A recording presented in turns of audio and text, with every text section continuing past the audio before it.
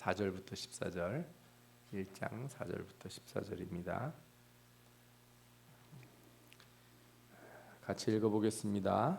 내가 보니 북쪽에서부터 폭풍과 큰 구름이 오는데 그 속에서 불이 번쩍번쩍하여 빛이 그 사방에 비치며 그 불 가운데 단새 같은 것이 나타나 보이고 그 속에서 네 생물의 형상이 나타나는데 그들의 모양이 이러하니 그들에게 사람의 형상이 있더라.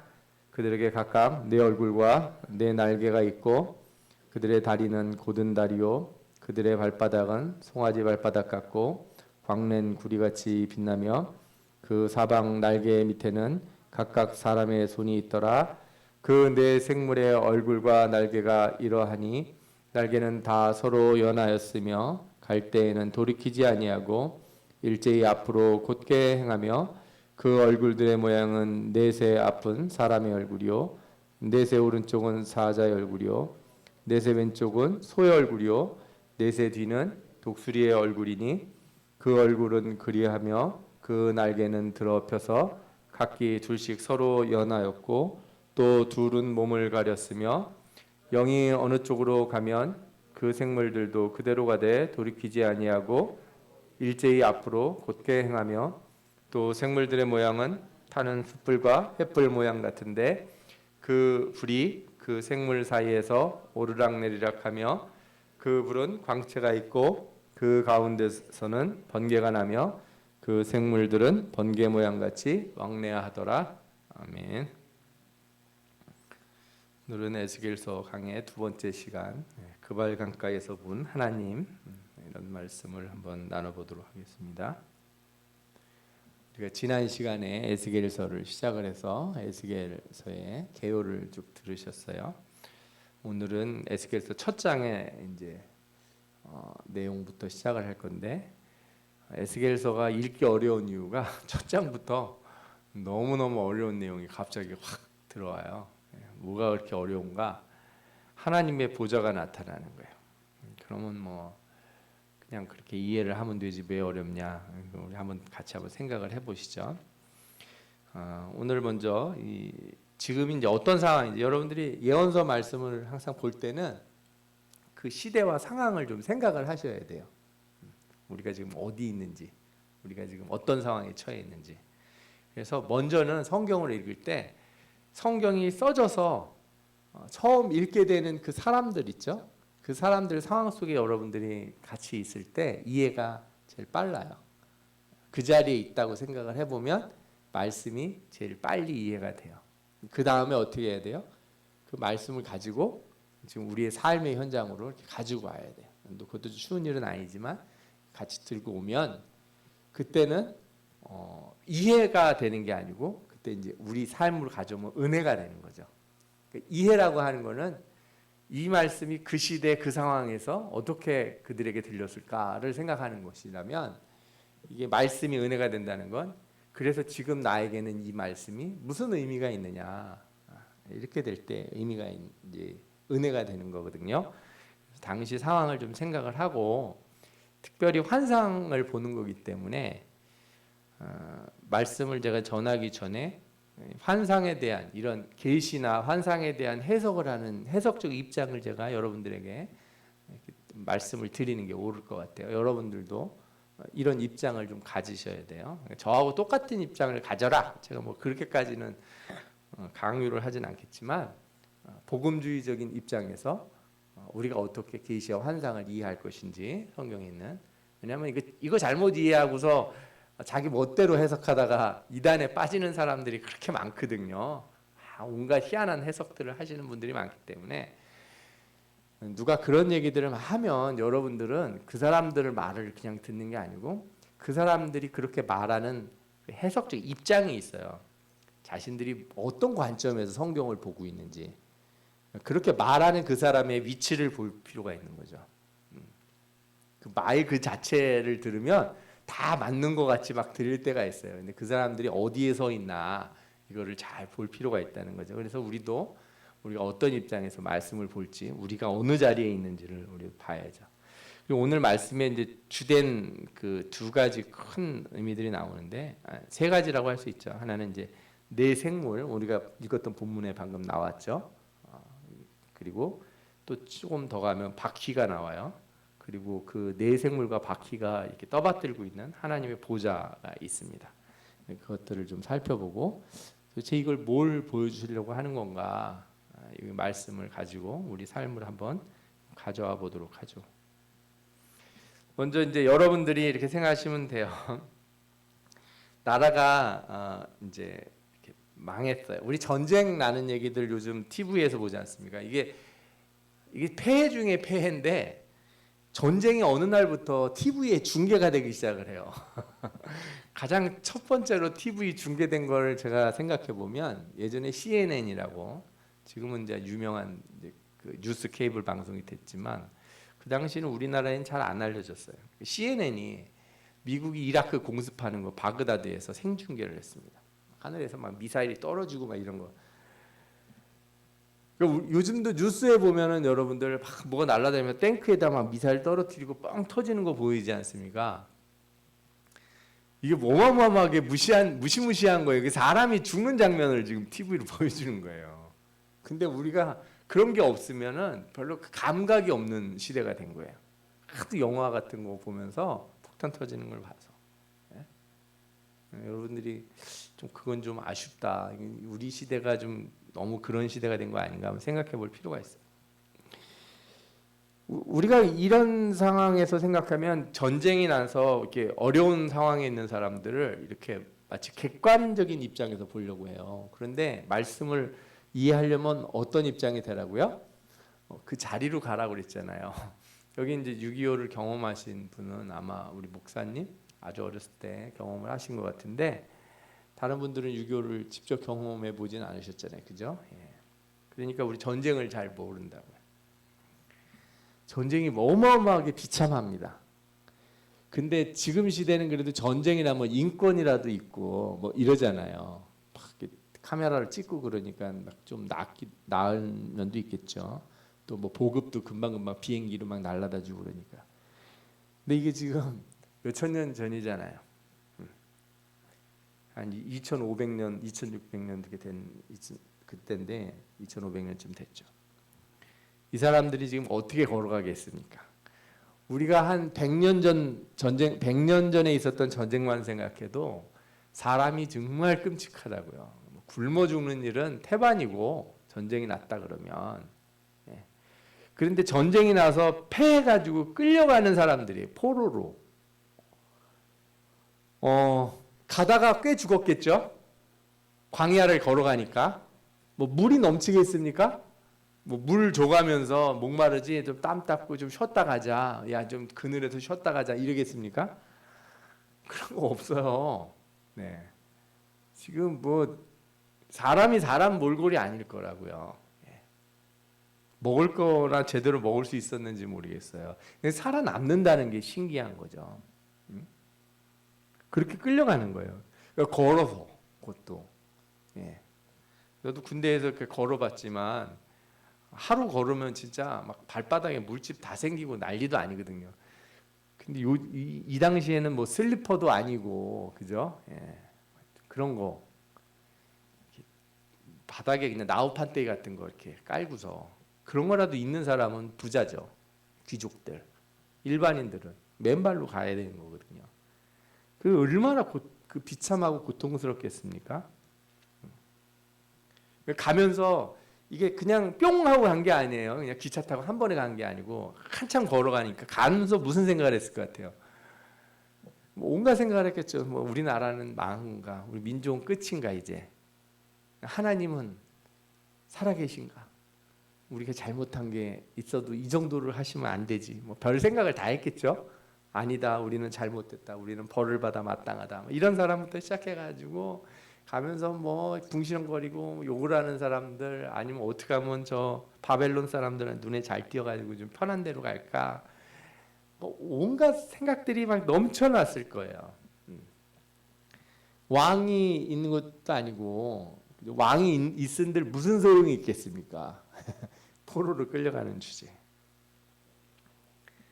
그래가지고 도착을 했는데 바벨론이라고 하는 나라가 어마어마한 나라인 거예요. 예, 어마어마한 나라에 딱 간 거죠. 오늘 성경에 이제 본문에 나오는 배경이 그발강가거든요. 그발강이 이제 나중에 지도에 나오는데 이게 그 바벨론 그 뭐라 그럴까요? 성이 있는 그죠? 수도가 있는 곳이. 거기 보면 저런 거대한 신상들 무슨 석상들 이런 게 막 있고 막 엄청난 건물들도 막 있는 거예요. 여러분들이 만약에 지금도 이집트 같은 데 가서 피라미드 같은 거 보면 그 크기 압도당하잖아요. 와, 저 시대에 저 큰 걸 어떻게 만들었을까? 그 중국의 자금성가도 그런 걸 느낀다고 하더라고요. 우리나라 경복궁은 그렇게 크진 않잖아요. 뭐 한 바퀴 도는데 뭐 1시간이면 1시간 아무리 길게 잡아도 2시간 안에 다 돌걸요. 자금성은 그렇게 못한다고 들었어요. 어마어마하게 넓어서. 저런 게 막 사람 크기보다 훨씬 큰 신상이 있고 건물들이 있고 그 다음에 완전히 건축 양식도 다르겠죠. 예루살렘하고. 그리고 자기들만 잡혀온 게 아니고 수많은 나라 사람들이 막 잡혀와 있어요. 그리고 이제 당시에 이제 포로 정책도 우리가 좀 살펴볼 필요가 있는데 이게 그냥 와서 노예를 삼는 건 아니에요. 이 새로운 문화와 이 당시로서는 가장 세계화된 도시를 와본 거예요. 휘황찬란한, 그죠? 좀 머리 빨리 돌아가는 사람들은 여기서 빨리 어떻게 좀 길을 찾아야겠다 이런 생각을 했을 수도 있는 거죠. 그리고 전혀 다른 율법, 자신들이 가지고 있었던 그죠? 구약의 법이 아닌 다른 법을 지켜야 되는 상황에 놓인 거예요. 바벨론은 동화 정책을 피려고 그랬어요. 그래서 지배한 국가의 사람들을 이렇게 바벨론으로 다 가져왔는데 이 사람들은 아수르하고 좀 틀렸어요. 아수르는 완전히 사람들을 생각을 뜯어고치려고 다 막 섞어버렸어요. 막 혼혈 결혼을 하게 만들고 그랬어요. 근데 바벨론은 동화 정책을 폈지만 국가의 법률이 있으나 민족들의 개별적인 풍습을 완전히 제거하진 않았어요. 그래서 우리가 이제 에스더서라든가 이런 걸 보면 각 유대인이 있다는 걸 다 알아요. 저 사람은 유대인이야. 유대인 풍습을 지키는 게 있어. 자기 신이 있다는 것도 알아. 그런데 아무리 뭐 자기 신이 있어도 만약에 왕이 무슨 말을 하면 그때는 또 누가 먼저예요? 왕이 먼저죠. 이 나라의 법이 먼저긴 해요. 그렇다고 해서 그 각 민족들을 완전히 말살해 버려서 민족을 없애려고 그러진 않았어요. 그리고 이 두 번째 포로로 끌려간 사람들, 첫 번째도 그랬지만 다 이렇게 노예가 되는 사람들이 아니에요. 왕족과 귀족들은 왕궁에서 교육을 받거나 그 능력에 맞는 일을 이렇게 배분받았어요. 그래서 그 왕이 되게 똑똑한 사람인 거예요. 나라를 번영시키려고. 여러분들 나라가 커지려면 인구가 늘어야 되잖아요. 인구가 늘었을 때 애를 빨리 낳는 방법도 좋지만 외부에서 똑똑한 인력들을 막 받아들이면 되죠. 그러면 커지니까. 그러니까 이게 유능하고 똑똑한 사람들을 이렇게 잘 가리켜가지고 적재적소에 이렇게 다 배치를 하는 일들을 하는 거죠. 그래서 대표적으로 우리가 다니엘 같은 사람 볼 수 있지 않습니까? 그리고 에스더서를 보면 알 수 있지만 모르드게나 에스더가 이렇게 노예로 사는 게 아니에요. 왕궁에 이렇게 어떤 그래도 나름 관리로서 모르드게가 살았어요. 그러니까 이 사람들 외모로 봤을 때 이 사람들 하고 다니는 어떤 풍습을 보면 유대인인 건 알지만 그런 사람들이 다 모여서 바벨론이라고 하는 나라를 이루는 거예요. 아주 글로벌라이제이션이 잘 돼 있는 그런 국가다 이렇게 생각할 수도 있어요. 근데 이 과정에서 이제 주로 언어를 배우고 이름도 바꾸죠. 우리가 이제 다니엘서 보면 봤다시피 사람들 이름을 바꿔요. 이름을 바꾼다는 게 여러분들 단순한 문제가 아니에요. 저희가 미국에 갔는데 이름을 뭐 예를 들어 존이라고 부르든 뭐 메리라고 부르든 이렇게 이름을 바꾸는 사람들이 있잖아요. 이름을 바꾼다는 건 생각을 바꾸는 거랑 비슷한 거예요. 생각을 바꾸는 거랑. 언어를 배운다는 게 뭐냐? 새로운 그 존재가 되는 거예요. 새로운 생각을 갖는다는 거. 새로운 사람이 된다는 거예요. 그래서 여러분 언어를 배울 때 문화를 안 배우고 그 사람들의 관습을 안 배우고 언어를 배운다는 거는 거짓말이에요. 그거는 못 배워요. 그렇게 배우면은 제대로 못 배우고 다 어떻게 배우냐면 껍데기로만 배워서 그 영어를 만약에 그렇게 배우면 콩글리시가 된다고요. 언어를 배운다는 거, 그 언어가 가지고 있는 그 개념, 문화라고 하는 개념 자체를 배워야 되는 거예요. 우리나라에 없는 단어들이 외국에 있잖아요. 있는 단어도 있지만. 그래서 그런 단어를 쓸 때, 그런 표현을 쓸 때 그 뉘앙스를 알게 되는 거거든요. 그러니까 이름을 바꾸고 언어를 배운다는 거는 단순한 문제가 아니에요. 유대인으로서의 정체성이 점점 줄어들어갈 수 있는 상황인 거죠. 이런 과정에서 자연스럽게 여러 민족과 동화되고 결혼도 하고 출산도 이루어지는 거죠. 그래서 나중에 이스라엘 백성들이 70년 후에 이렇게 다시 돌아왔는데 무슨 일이 제일 크게 생겼습니까? 우리가 에스라 느헤미야 봤을 때 제일 큰 문제가 뭐였어요? 이방혼이었잖아요. 이방 여자들하고 결혼한 거, 애들하고. 이게 제일 큰 문제였던 거예요. 그냥 아니 그 결혼했으면 뭐 요즘 말로 따지면 이제 우리가 다른 외국인 뭐 미국 사람이랑 결혼하든 일본 사람이랑 결혼하든 중국인이랑 결혼하든 결혼할 수 있는 거죠. 이렇게 생각할 수도 있겠는데 그게 그렇게 단순한 문제가 아니라는 거예요. 그냥 결혼한 게 아닌 거예요. 결혼한 사람들이 유대말, 히브리 말을 배우고 히브리 율법을 배우고 히브리 관습에 따라서 아이들이 할례를 받고 안식일을 지키고 이랬으면 아무 문제가 없는데 그 나라 말을 배우고 그 나라 그 언어에 담겨 있는 문화를 배우게 되면 그냥 자연스럽게 사람이 바뀌는 거예요. 그래서 우리나라 사람도 예를 들어서 미국 같은 데서 몇 년 살면은 말 약간 제가요 말이죠. 그래서 옛날에 그런 놀림 많이 하지 않습니까? 영어 뭐 빠다 발음 나온다고 그런 일이 생기는 거거든요. 그거를 여러분들 이렇게 우리가 먼저 그걸 이해를 해야 돼요. 그래서 이 그발 강가에 섰을 때 이스라엘 백성 모두가 나는 이 민족을 다시 세우고 우리는 독립을 해서 저 되돌아갈 것이고 언젠가 계략을 꾸며서 이 바벨론 왕을 죽이고 그죠? 예, 우리나라처럼 3.1 만세운동이라도 해가지고 뭐 이렇게 독립을 해야겠다 이런 상황이 아니라는 걸 좀 아셔야 돼요. 그 우리나라 민족적 관점으로다가 이 상황을 보면 이해가 잘 안 되는 면이 있어요. 얘네들은 도대체 왜 이런가? 그거는 정말 많이 느낄 수 있어요. 우리가 정말 많이 느낄 수 있는 게 이스라엘 사람들 가운데 우리나라 사람들처럼 이렇게 저항 정신이 강한 경우도 있지만 상당수의 유대인들은 그렇지가 않아요. 대표적으로 여러분들 2차 세계대전 때 이 독일의 이렇게 만행, 히틀러의 만행에 많은 사람들이 죽었잖아요. 저는 참 어떻게 보면 이해하기 어려운 생각도 들어요.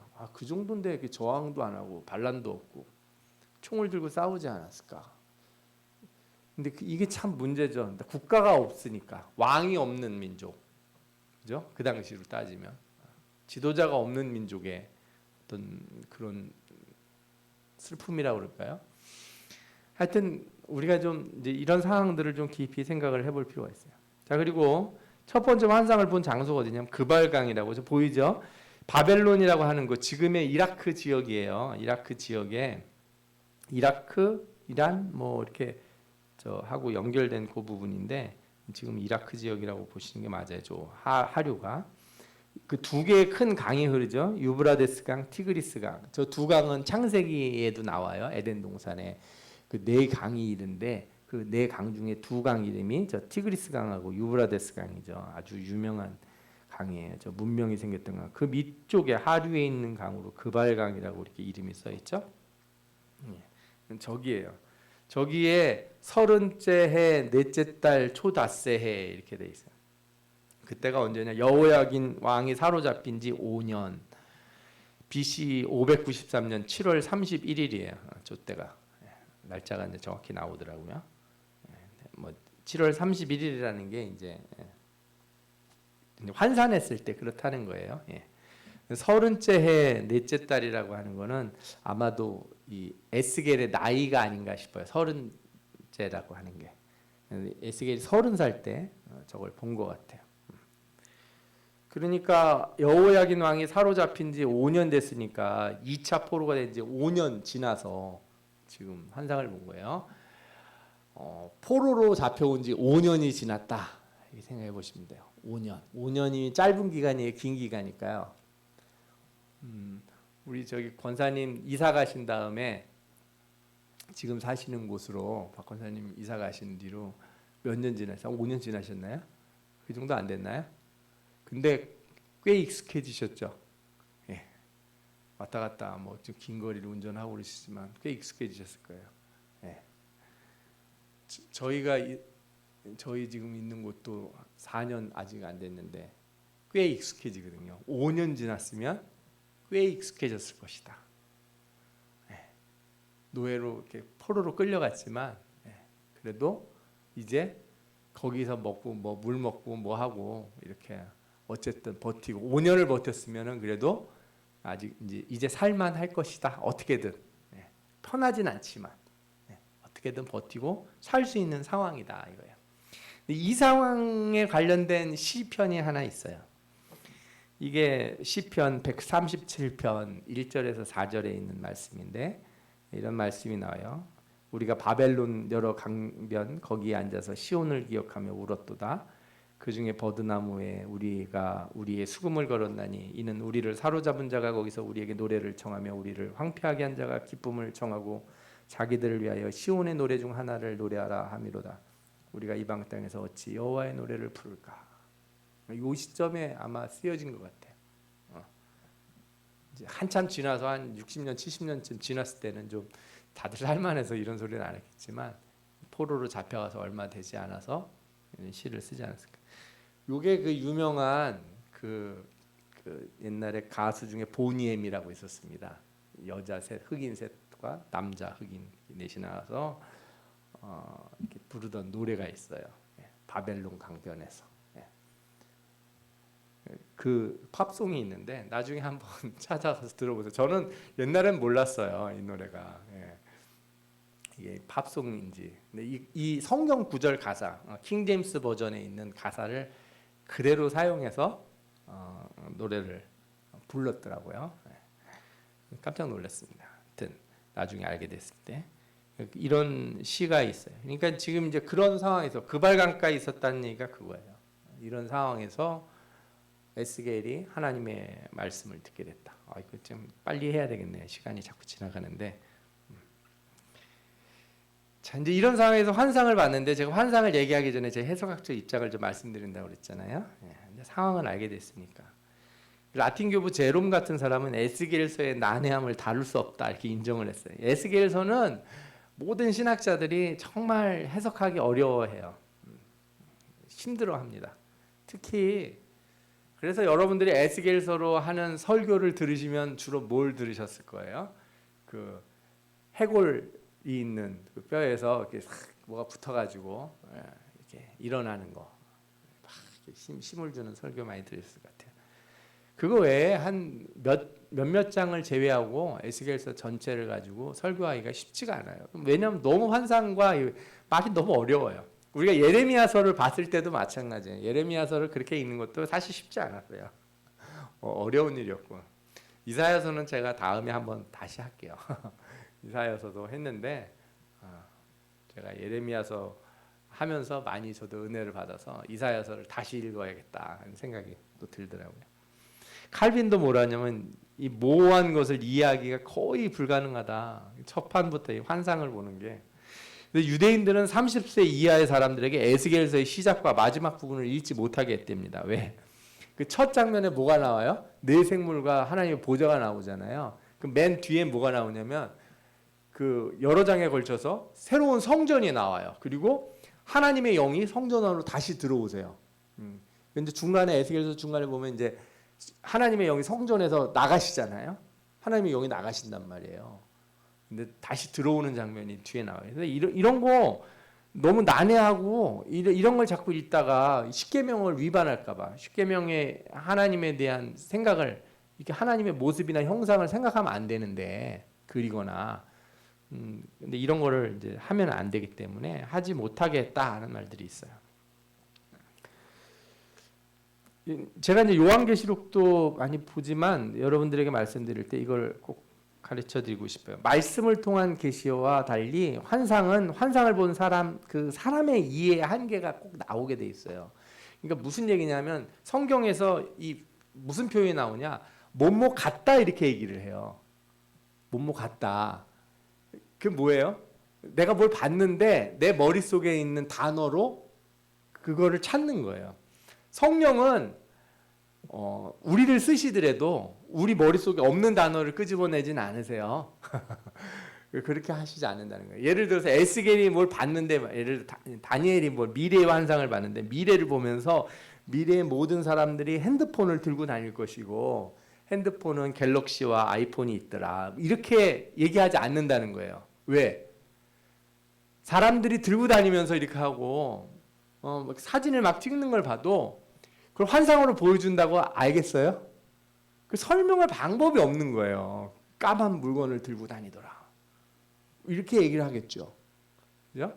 그러니 이게 사자와 같다, 뭐 이게 뭐 독수리 같다, 하늘에 뭐가 날아다닌다, 그럴 때 우리 옛날에 보면은 그 비행기 팬텀 같은 거 보면은 막 이렇게 이빨 막 그려놓고 상어 같이 막 그려놓잖아, 비행기에. 그걸 만약에 환상으로 봤으면 뭐라고 그러겠어요? 하늘을 날아가는 사자가 있다. 머리는 사자가 있고 날개가 있는데 불을 막 뿜더라. 이럴 수도 있다는 거예요, 제가 말씀드리는 게. 그러니까 문자적인 해석을 하는 거는 되게 조심할 필요가 있어요. 문자적인 해석을 한다는 게 뭐냐면 그냥 고지고대로 보는 거예요. 얼굴에 내면이 있다. 한쪽은 사람이고 한쪽은 뭐고 그래서 그걸 막 그림 그려놓은 게 인터넷에 한번 찾아보면 나와요. 자기가 성경 그대로 그려봤다는 거예요. 이렇게 막 그려봤다는 거예요. 그런 형상들이 사실은 고대 근동에 뭐라 그럴까, 조각품들 중에 꽤 있어요. 그런 뭐 사자하고 무슨 얼굴은 사자로 되고 몸은 사람으로 돼 있는 것 같은 거라든지 이런 형상들이 많이 있거든요. 어떤 사람들은 이걸 또 그런 식으로만 생각하는 사람들인데 저는 그것도 좀 문제가 있다고 생각해요. 그런 고고학적으로만 판단하는 것도. 환상을 이해할 때는 성경 전체적인 연속성하고 연결성이 있어야 돼요. 그 장면에서만 자기 멋대로 해석을 하면 안 돼요. 거기에 그런 게 있으면 다른 데도 있으면 다른 거하고도 연관을 지어서 생각을 해봐야 됩니다. 성경 전체가 말하는 바와 어우러지도록 해석을 하는 게 옳아요. 만약에 그게 어렵다, 거의 여기밖에 없다, 그러면 차라리 해석을 하지 마세요. 나는 읽어도 잘 모르겠다 하고 넘어가세요. 그게 나아요. 괜히 무리한 해석을 하지 않는 게 나아요. 신학자들한테 맡겨두시고, 신학자들은 그런 거 좋아해서 수많은 논문 막 쓰고 그러니까 그런 거는 이제 목회자나 신학자들 보고 읽어보라고 하고, 여러분들은 그렇게까지 가실 필요가 없어요. 또 중요한 거는 이제 공시적, 통시적이란 말인데 이게 뭐냐면 그 환상이 그 당시에 그 상황을 보여주기도 하고 또 한편으로는 전 역사적인 상황 속에서 일어날 일을 보여주기도 해요. 이 두 가지 다. 그러니까 여러분들이 항상 그거를 염두에 두셔야 돼요. 예를 들어서 바벨론 시절에 그 다니엘이 본 신상이 있잖아요. 머리는 금이고 그 다음에 은, 동 막 이렇게 섞여가지고 나가잖아요. 이게 그 신상. 그래서 어떤 분들은 머리는 바벨론이고 그 다음에 이제 뭐가 나옵니까? 메데와 바사 나오고 그 다음에 뭐 헬라가 나오고 그 다음에 로마가 나오고 그 다음에 뭐 열국이 쪼개져서 나중에 탁 이렇게 부서진다. 그렇게 볼 수 있어요. 그게 이제 고전적인, 그러니까 과거적 해석법이에요. 과거, 역사적 해석이라고 해서 과거에 있는 나라들과 매칭을 시켜서 해석을 하는 거예요. 그러나 어떤 시점에 보면은 지금 그런 상황이 벌어지는 것처럼 설명할 수도 있어요. 각 시대마다 그렇게 거대한 나라가 있었고 그게 점점 쪼개져서 이렇게 분열이 되잖아요. 뭐 예를 들어 몽골 같은 나라가 커졌다가 다 부서지죠. 그러니까 이게 반복적으로 나오는 것처럼 보여요.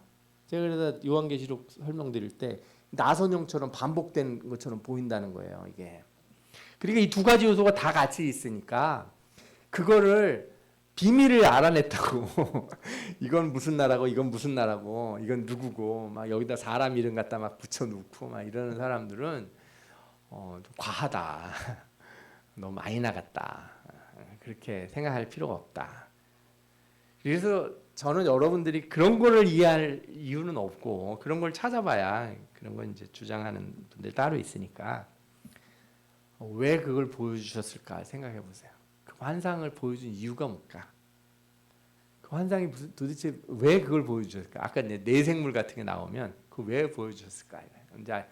이제 그런 생각을 가지고 한번 말씀을 보도록 해요. 제일 처음에 나온 장면이 뭐냐면 북쪽에서부터 폭풍과 큰 구름이 오는데 그 속에서 불이 번쩍번쩍하고 빛이 사방에 나면서 여러분들 먹구름 막 저쪽에서 밀려올 때 안에서 번개 막 속에서 치는 구름 보셨어요? 우리나라는 좀 그런 일이 드문데 유럽이나 미국 같은 데 가면 진짜 이렇게 전후좌우로 봐도 평지예요. 평지 산이 없어. 우리나라는 산이 항상 있잖아요. 거의 산이 없는 데가 없고 아마 저 전라도 어느 그 곡창지대쯤 가야 간신히 좀 보일 거예요. 그런 데가. 근데 유럽이나 미국 같은 데 그런 데가 많은데 거기서 비가 올 때 보면 저기서 구름이 막 오는데 이쪽은 해가 내고 저쪽은 구름이 막 시꺼먼 구름이 와요. 저 번개가 막 쳐요. 비 내리는 게 막 보여요. 저기 막 와요. 이렇게. 그런 거 많이 볼 수 있어요.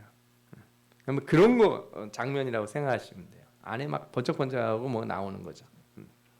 근데 이 장면은 사실은 당시에 그 이스라엘이라든가 이 고대 근동에 비슷한 장면들이 많이 있었던 것 같아요. 그리고 그 장면은 다 그냥 자연현상이 아니라 하나님의 임재하심과 연관이 되는 묘사로서 많이 쓰여요. 시편 18편에도 나오는데 그가 흑암을 그의 숨는 곳으로 삼으사 장막같이 자기를 두르게 하시며 여러분들 중에 어떤 사람들은 아니 하나님이 왜 어두운 데 숨지? 이상하다 이런 얘기를 하시는 분들 있잖아요. 진짜 모르고 시적 표현을 너무 모르고 문자적으로 해석을 해서 이거 봐라 하나님도 어둠 가운데 계시지 않냐 막 이렇게 어둠을 쓰신다 막 이러고 이러는 분들이 있는데 문학적 표현을 좀 아실 필요가 있어요. 이게 뭐냐면 하나님이 그 구름 기둥 불 기둥으로 임하실 때도 마찬가지거든요. 구름 기둥이면 어둡잖아요. 그림자가 생기니까 그게 몰려오는 걸 보는 거예요. 그 안에. 근데 그 안에서 그 빛이 있고 광채가 있고 그것들을 그런 구름들을 하나님이 자기 장막처럼 쓰신다는 거예요. 이게. 그러니까 이 이제 환상 가운데 그게 몰려오는 걸 보니까 그걸 느끼는 거죠. 근데 더 중요한 건 이거예요. 그 장면 자체가 아니라 이게 시작이 폭풍과 큰 구름으로 시작을 해서 26절에 보면 하나님의 보좌가 나오는데 거기 무지개 빛이 나와요. 하나님의 보좌가 있을 때는 이상하게 무지개가 이렇게 나와요. 그 노아 때 하나님께서 무지개를 주시잖아요. 그래서 요한계시록에도 이 무지개가 나오는데 이 무지개라고 하는 게 딱 보이면 하나님의 언약 같은 거예요. 어떤 언약? 그러니까 심판과 함께 그 뒤에는 뭐가 있어요? 회복의 언약 따라오거든요. 그래서 이걸 느낄 수가 있는 거예요. 그리고 예레미야서 1장 14절에서 봤다시피 재앙은 다 북쪽에서 일어나 이 땅의 모든 주민에게 부어지리라. 이게 재앙이 북쪽에서 온다 그러죠. 북쪽 민족들이 일어나서 온다. 이런 말씀들이 많아요. 그래서 북쪽에서부터 온다는 건 심판의 의미가 되게 크다 이렇게 볼 수 있어요. 그러나 심판만으로 이 말씀을 끝내는 게 아니고 이 뒤에 무지개가 나오는 걸로 봐선 하나님이 심판과 함께 회복과 평화의 안식의 약속을 함께 주실 것을 처음 시작부터 보여준다 이렇게 얘기할 수가 있을 거예요. 그리고 나서 그가 뭘 보냐면 네 생물을 보는데 그 속에 네 생물의 형상이 나타나는데 그들의 모양이 이러하니 사람의 형상이 있더라. 사람 모습이 있다는 거예요. 네 얼굴과 네 날개가 있고 다리는 고든 다리요 발바닥은 송아지 발바닥 같고 또 날개 밑에는 각각 사람의 손이 있더라. 모르겠다 이렇게 생각하시면 돼요. 뭔지 모르겠다. 이게 뭐냐고 묻지 마세요. 그냥 그런가 보다. 예. 이 말씀은 에스겔서에도 나오지만 계시록에도 나오는데 계시록 첫째 생물은 사자 같고 둘째 생물은 송아지 같고 셋째 생물은 사람 얼굴 같고 넷째 생물은 날아가는 독수리 같은데 동물은 똑같은데 아까는 한 생물이 네 면이 있잖아요. 그런데 계시록에는 네 생물이 얼굴이 다 따로따로 있는 거예요. 그러면 요한은 잘못 봤네. 한쪽 면들만 이렇게 봤나 보구나. 저 얼굴이 네 면인데 한쪽 면들만 보고 그 그룹 스랍들이 이렇게 얼굴을 한쪽 면들만 보여주고 다른 얼굴로 보여줬나 보네. 이렇게 생각할 수도 있고 아닐 수도 있어요.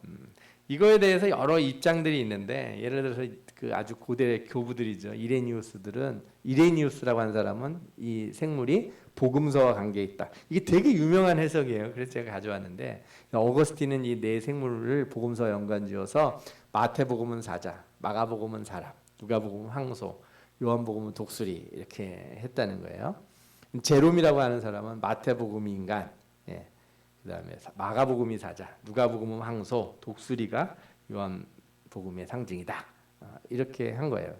이게 이제 뭐 그 마태복음이 왕이신 예수 뭐 이런 식으로 말하자면 그런 어떤 의미들을 부여한 거예요. 근데 제롬의 해석이 동방교회, 서방교회 표준적 해석이 돼서 이런 게 되게 많아요. 책들, 옛날 책들 보거나 여러분들 혹시라도 서점에 기독교 서점에 가서 이런 책들을 봤는데 마태복음, 마가복음 이런데 겉표지에 이런 동물 그림이 그려져 있다. 그러면 이게 다 어디서 나온 얘기냐? 에스겔서에서 나온 얘기다.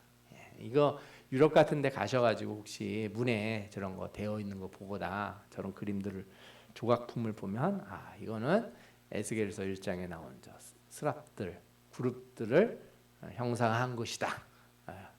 그리고 뭐 좀 잘난 척 하시고 싶은 분들은 어거스틴은 이렇게 얘기했고 제롬은 이렇게 얘기했더라. 이렇게 말을 해주면 꽤 똑똑한 사람처럼 보일 수 있을 것 같아요. 그러나 저는 그거 그렇게 중요하게 생각하지 않아요. 제가 인터넷에서 그림이 하나 있어서 가져왔는데 이 스랍들이 그 밑에 뭐가 있냐면 바퀴가 있는데 바퀴 안에 바퀴가 있다는 거예요. 그리고 이 스랍들 위에는 보좌가 있어요. 네. 바퀴가 있어서 이게 이제 바퀴가 움직여요. 스랍들하고 바퀴가 다 움직이는데 어떻게 움직이냐면 영이 하나님의 영이죠. 루하가 그러는데 이게 하나님의 호흡, 우리 숨결 뭐 이런 게 다 이제 같은 단어예요. 루하라고 하는 이 단어인데 이 영이 움직일 때 생물이 가려고 하면 바퀴도 간다는 거예요. 그래서 영이 이쪽으로 가면 생물들도 그대로 가되 돌이키지 않고 일제히 앞으로 간다 이거예요. 그러니까 무슨 얘기냐면 저 밑에 있는 그 네 개의 스랍들, 그룹들과 그룹 천사, 스랍 천사들과 그 밑에 바퀴는 그 마차 같은 거예요. 이게 지게꾼 아시죠? 지게꾼. 보좌를 짊어지고 가는 지게꾼들이에요. 그러니까 보좌를 봐야지 마차를 보지 마세요. 마차는 그렇게 중요하지 않다고 저는 생각해요. 마차에 현혹되지 말고 마차 위에 있는 뭘 봐야 돼요? 보좌를 봐야 되고 더 나가서 보좌에 앉아 계신 그분이 중요한 분이에요. 그분이 가자는 대로 가는 거예요. 이거는 이 천사들은 천사들을 숭배하는 건 진짜 어리석은 일이에요. 천사들이 뭐 하나님이 시키는 대로 하는 거고 우리가 나중에 저 하나님의 자녀가 될 때는 천사들은 다 우리를 돕는 존재들이에요. 그러니까 그럼 너무 막 거기에 신비적인 해석을 하려고 하는 거는 별로 바람직하지 않다. 내 생물 위에 하늘의 보좌가 있는 거고 그 역할은 보좌를 메고 있는 지게꾼 같은 거라서 여러분들이 그 보좌에 누가 계신지를 봐야죠. 내 생물 머리에 수정 같은 궁창의 형상이 있어 보기에 두려운데 그들의 머리 위에 펼쳐져 있다는 거예요. 이 스랍들이 누구를 떠받들고 있어요? 하나님의 보좌를 떠받들고 있어요. 생물들이 움직일 때 많은 물소리가 들린다는 거예요. 1장 24절 이렇게 나와요. 생물들이 갈 때 그가 그 날개 소리를 들으니 많은 물소리와도 같으며 전능자의 음성과 같으며 떠드는 소리 곧 군대의 소리와 같다 이런 얘기가 나오잖아요. 계시록 14장 2절에도 보면 내가 하늘에서 나는 소리를 들으니 많은 물소리도 같고 큰 뇌성도 같은데 내게 들리는 소리는 검고 타는 자들의 그 검고 타는 것 같더라. 그래서 소리가 들리는 거예요. 이 천상의 소리가 들리는 거죠. 듣는 사람마다 다 달라요. 이게 기쁨과 즐거움으로 주님이 오시는 걸 감사함으로 막 감격에 차서 듣는. 그러니까 주님 오실 때 소리가 들릴 텐데 우리한테는 무슨 소리로 들려요? 기쁨의 소리, 찬양의 소리, 그죠? 막 신나는 소리가 들리는 거고 믿지 않는 자들은 두려움의 소리가 나죠. 막 군대가 밀려오는 소리가 들리는 거예요. 전쟁의 소리가 들리고. 그러니 우리는 그 소리가 뭔지보다 사실 그 소리를 내시는 분이 누군지 그리고 그 소리가 내게 어떻게 들리는지는 우리에게 달려 있어요. 우리 자신에게.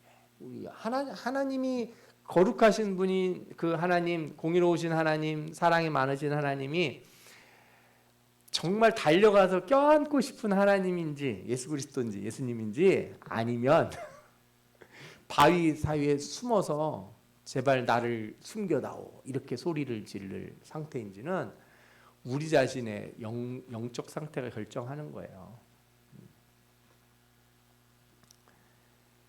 그 보좌에 앉으신 이의 형상이 나오는데 그 머리 위에 있는 궁창 위에 보좌의 형상이 있는데 그 모양은 남보석 같고 그 보좌의 형상 위에 한 형상에서 사람의 모양 같더라. 그렇죠? 그 사방 광채의 모양은 비오는 날 구름이 있는 무지개 같으니 이는 여호와의 영광의 형상의 모양이라. 내가 보고 엎드려 말씀하시는 이의 음성을 들으니라. 여기 사람의 형상 같다 그래서 이제 하나님이라기보다 저는 예수님일 가능성이 훨씬 높다고 봐요. 해석적으로 봐도. 하나님은 모습을 그렇게 드러내지 아니하세요. 보좌에 앉으신 예수 그리스도 하나님, 그분 하나님이시니까. 그죠?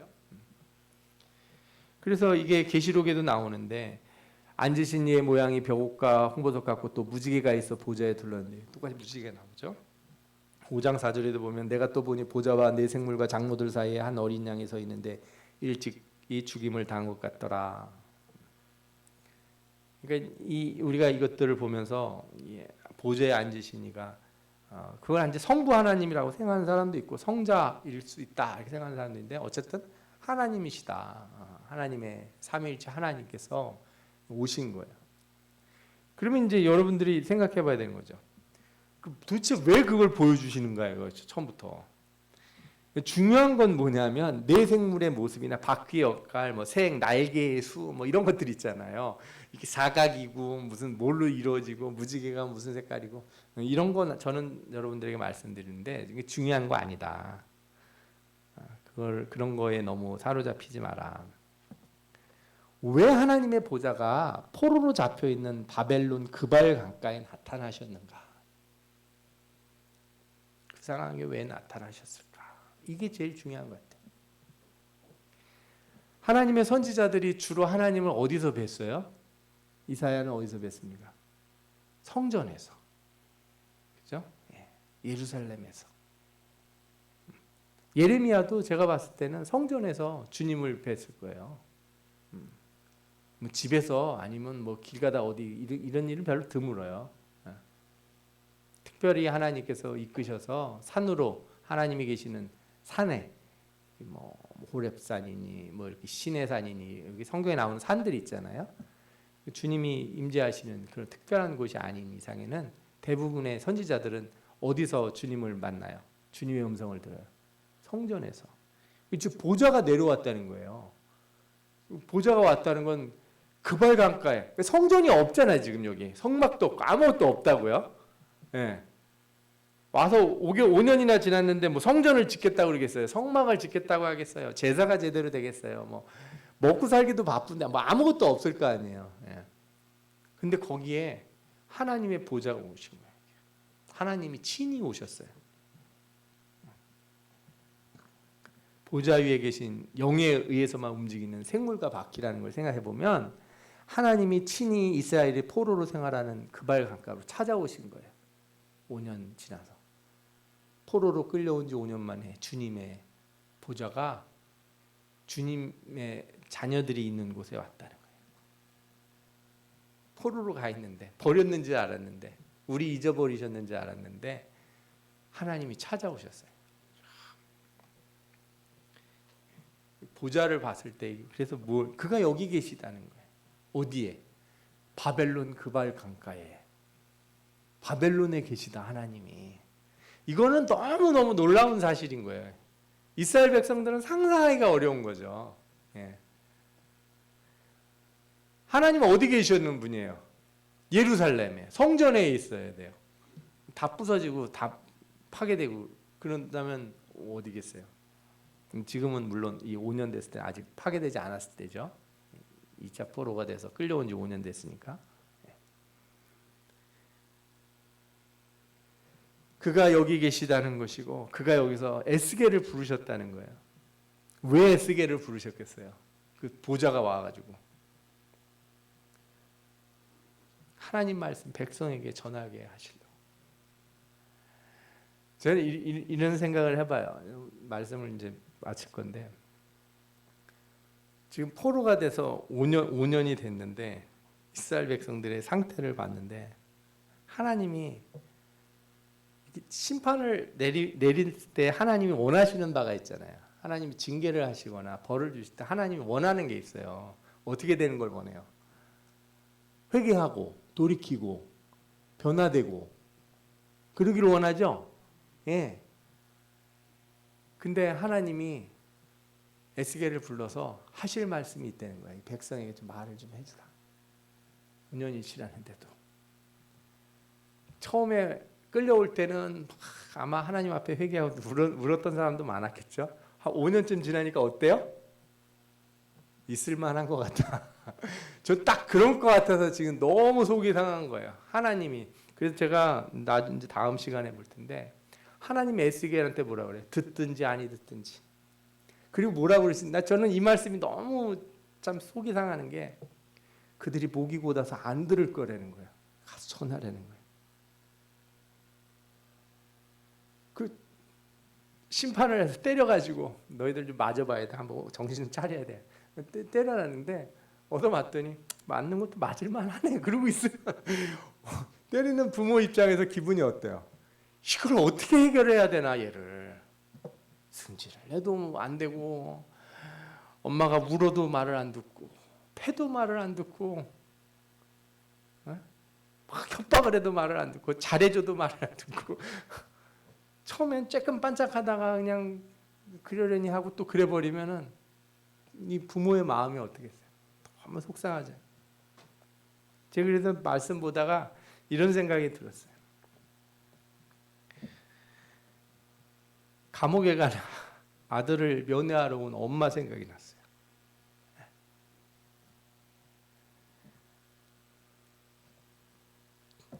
하나님이 말 안 들으니까 때려가지고 너 저기 가서 고생 좀 해야 돼. 너는 진짜 용서가 안 돼. 너는. 근데 거기 찾아가는 거야. 아들 면회하러. 바리바리 싸들고. 너 벌은 잘 받고 있냐? 너 좀 마음은 고쳐 먹었냐? 저기 들어가서도 마음이 완악해지면 어떡해요? 네? 벌써 판결이 났잖아요. 70년 판결 딱 났다고. 하나님이 참, 하나님의 백성들 그 대하시는 게 얼마나 속이 상할까 싶어요. 때려도 말 안 듣고, 은혜를 베풀어도 다시 옛날로 돌아가고. 진짜 이번에는 안 되겠다. 내가 때리는 건 안 되겠습니다. 너는 진짜 저기 한번 갔다 와야 된다. 보냈더니 거기 들어가서 나쁜 친구들하고 사귀고 놀고 있고. 그러면 주여. 하나님의 보좌가, 하나님이 그 스랍들을 이끌고 그발 강가로 찾아오신 거예요. 면회로 오셨어요. 네. 그리고 에스겔을 불러서 백성에게 얘기를 해라. 너희들 지금 있는 상태가 어떤 상태인지 아냐. 그거의 끝이 뭐예요? 그 해골 뼈다귀가 된 너희들의 모습이라는 거예요. 지금 너희들이 지금 여기가 지금 좋고 편하고 그런 데가 아니라 어떤 데라고요? 너희가 완전히 지금 뼈만 남은 그런 상태가 됐다. 그걸 가르쳐 주시고 싶은 거예요.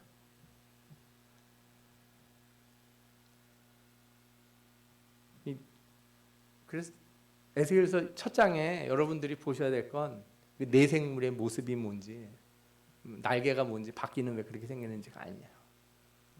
주님이 면회를 오셨구나. 심판하시고도 어떻게 잘 지내고 있는지, 정신은 차리고 있는지, 속된 말 밥은 좀 먹고는 있는지, 그 안타까운 마음으로 하나님이 우리를 찾아오셔서 말씀하시고, 그리고 에스겔을 불러서 이 백성에게 얘기해 주라. 내가 너희를 새 영을 부어줘서 다시 회복하게 할 것이다. 여러분들을 찾아오신 이 하나님,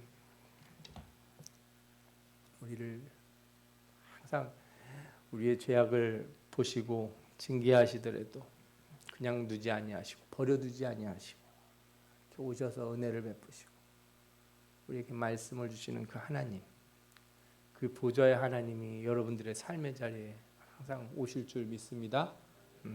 여러분들은 하나님을 잘 붙들고 하나님의 은혜 가운데 여러분들의 삶에 있는 모든 어려움과 고난이 있을 때 그걸 주님 만날 기회로 삼으시고 내 메마른 영혼이 다시금 변화되는 기회로 삼아 새롭게 주님 앞으로 나아가시기를 축원합니다. 아멘. 우리 기도하겠습니다. 우리 기도할 때 말씀을 생각하면서